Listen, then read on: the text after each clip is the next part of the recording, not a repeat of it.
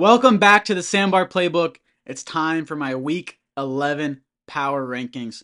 And unfortunately, this week, my Browns, let me get my Santa Claus Browns. Fortunately, even though I have the Santa Browns, my Browns weren't able to make it to Christmas in my power rankings. They have been moved into the washed up. They're on the beach now. The Browns are washed up. They need to put Shador in, but for the rest of the year, I won't really be talking about them. They're not really relevant anymore, even to me. I don't even want to watch them anymore. So they're washed up. Now, the Bengals are at number 27, moving up a spot technically because the Browns were there. And I think the Bengals are still worse than the Browns. However, the Bengals aren't going to be washed up as of now because they still have relevancy when Joe Burrow comes back. So once you get into my power rankings, it's just about which teams are better right now. Where do I rank the teams right now? But to be washed up, you really got to have no more. I don't have to care about you anymore, right? I can't care about you anymore if you're going to be washed up. And Joe Burrow looking like he's going to come back maybe Thanksgiving week. Um, so I'm going to keep the Bengals up right now. If they lose this week, I still might take them off before Burrow comes back just because, their season would probably be over at that point. So we'll see what happens. Maybe I'll decide just to take them off next week. But as of right now, the Bengals are number 27, not because of anything they did to actually move up. At number 26 is the Giants going down 2 spots. They don't fry. I hope they didn't fry him, but they fired Brian Daboll. Now, I'm not gonna say it was a bad move to fire Daboll, just to fire him, but it was a bad move to fire him in the middle of a season. And they were looking very good this year when Dart, Neighbors, and Scatterboo all played together. Now, the last few years, has Daboll looked like a great coach? No. But if you're going to fire him, you should have fired him before the season. So it seems like they knew in their heads that they wanted to fire him, but they were like, we'll give him one more shot, whatever. Let's just give him the shot, right? And all these injuries happen, and they still end up just not even thinking about that and just firing the guy. You cannot blame this season on him at all. And yeah, like I said, while those players were there, they looked good, and they seemed like they were rallying around.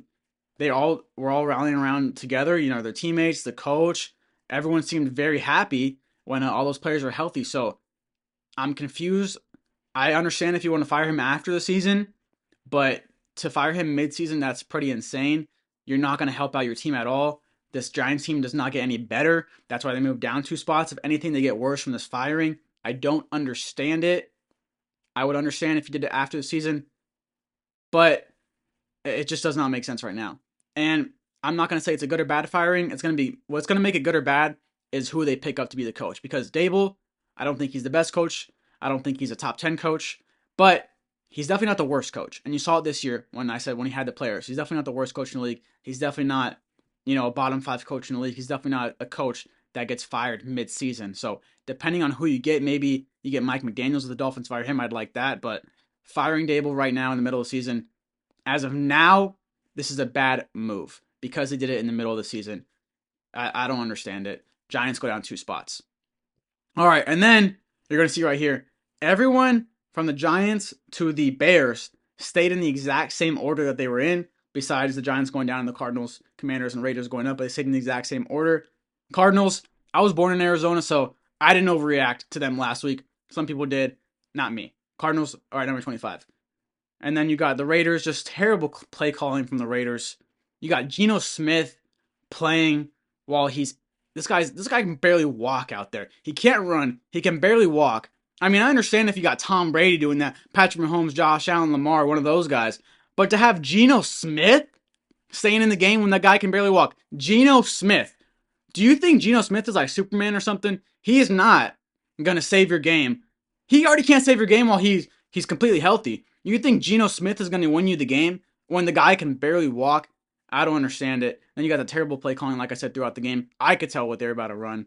And then you got Geno on the bench. Like there was a clip of Geno. They panned over to Geno on the bench. He's like not Kenny Pickett has like one butt cheek off the side of the bench. I'm like, dude, give him some room on the bench. So it's just weird for me in Oakland out there or Las Vegas now. You got Gene T. Looks like he doesn't want to block on passing plays. Raiders are still right there where they are. You got Vikings staying where they are. You got the Panthers staying where they are. They they did not perform up to what they've been playing like lately.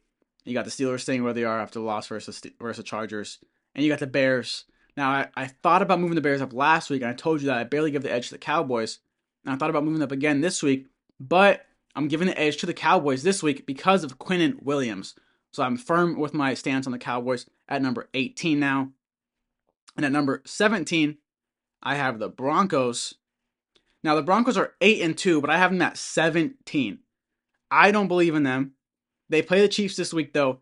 If they can win against the Chiefs and a good win, they're gonna move up a lot in my power rankings, and I will start believing in them. But do I think they're gonna beat the Chiefs? No. I have the Broncos losing against the Chiefs this week, and I have them at number 17 on my power rankings. Number 16, I have the Jaguars going down 2 spots. This team's got to figure out how to win a game. They were up big against the CJ Stroudless Texans, and they couldn't win. They got to start winning some games. Number 15 is the Texans. I think CJ Stroud, I hope he will be back this week. So this is their ranking if Stroud is back. They'll be at 15. When this team is completely healthy, it's a very good roster besides the offensive line. Number 14 is the Falcons, another inconsistent team. You had that Pitts big drop on the first drive. Then you have, I think, Darnell Mooney with the drop before overtime, which could have got them closer to field goal range. They could have maybe won that game versus the Colts. But even with all the Colts' mistakes, they couldn't win that game. Falcons are at number 14. Number 13 is the Chargers. They get that big win versus Steelers. They stay where they are. Number 12 is the 49ers. Now, I want to focus right now on Christian McCaffrey, his season right now. I've been talking a lot about how Mahomes is my MVP this year. But how about Christian McCaffrey making his case a little bit? He's got 69.2 reception yards per game. That's the most for any running back in the league. The second running back is Bijan Robinson with 52 reception yards per game. So way off of McCaffrey's. Then he's got 69 receptions as McCaffrey. That's second most out of anyone in the whole league. Then he's got 626 rushing yards. That's more than Josh Jacobs and Saquon Barkley. Now, those guys aren't having the biggest seasons, but those are obviously some of the best running backs in the NFL. So Christian McCaffrey is making a very valid case for himself to be an MVP consideration. And he's got the 49ers at number 12 right now. If they didn't have him, they'd be way down. They stay at number 12. And speaking of MVPs, and speaking of staying where you're at, the Colts stay at number 11. Now let's talk about Jonathan Taylor. And once again, like I said, all year I've been talking about how Mahomes is my MVP. And I knew Jonathan Taylor was having a great year. I've been talking about it. But after that crazy game where he had over 200 rushing yards, he's getting very close to Mahomes for me. I still haven't decided yet, right? The season's still going, so I have no pick yet. But Jonathan Taylor is getting really close. And that's saying something because if you've been watching me, I've been talking so good about Mahomes all year. But look what Jonathan Taylor is doing. He is number 1 in each of these stats. Most yards per carry. He has 6 yards per carry. Number 1. He has 15 rushing touchdowns. Number 1. He has 113.9 rushing yards per game. That sounds like a whole team, and he has it himself. His longest run of the season, biggest run of the season out of anybody, 83 yards, just had that in that last game. He's had 189 total attempts.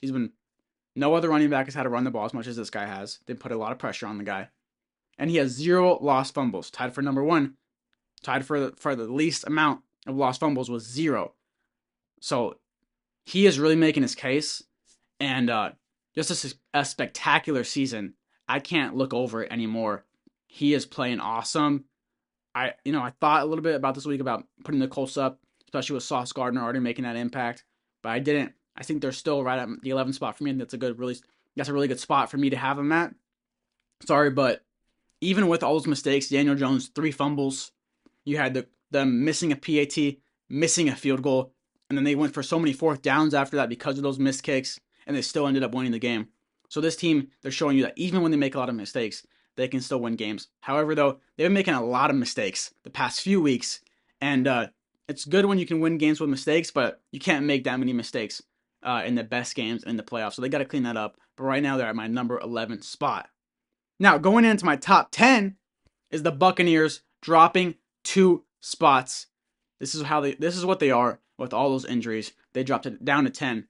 If they had a completely healthy team, like a lot of other teams, they'd be a lot higher. But this is football. Injuries happen. The Buccaneers are number 10.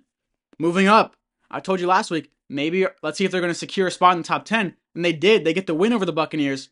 They move up to number 9, the Patriots. Big win. And finally, as I was calling for early in the season, the Patriots give the ball over and over to Travion Henderson. He has a huge game. Keep doing that, Vrabel. It's the best for your team. Number 8 is the Seahawks. Even when Sam Darnold has a terrible game, the Seahawks still blow out the Cardinals. The Cardinals that I was born and watched them when I was young in Arizona. Like I said, I didn't overreact about the Cardinals. I'm not saying that, wow, the Seahawks blow out the Cardinals.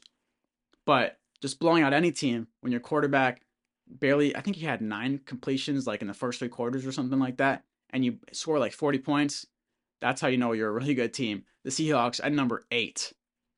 Number 7 is the Packers, staying right where they are as last week, because the Eagles are at number 6, and the Eagles just beat the Packers. A really, really good game. I liked it a lot. Let me know in the comments if you liked that game. A lot of people were complaining about it. I like to watch a defensive game. We haven't seen a good defensive game like that on Monday Night Football in a while. But you got Jalen Phillips already making a huge impact for the Eagles, really a huge one. Then you got Saquon making that clutch spin play to maintain the game for the Eagles. Then you got Nick Sirianni. He was yelling. I don't know if you read his lips, but he was yelling, saying, I think he said, "That's freaking cow poop, man." When the Packers didn't get called for a false starting on that tush push. That's what the Eagles do every single week. So I don't want to hear it from the Eagles coach or anybody in the Eagles organization. And then I also want to say, why does Nick Sirianni still have a bodyguard? Like, it was funny at first, and it's even funnier now because, like, who is trying to get Nick Sirianni? Nobody is out for you. I mean, I don't know. Maybe someone is. Am I wrong? Could you let me know if maybe someone's out for Nick Sirianni? I don't know. Maybe he has a past of people trying to get him or something.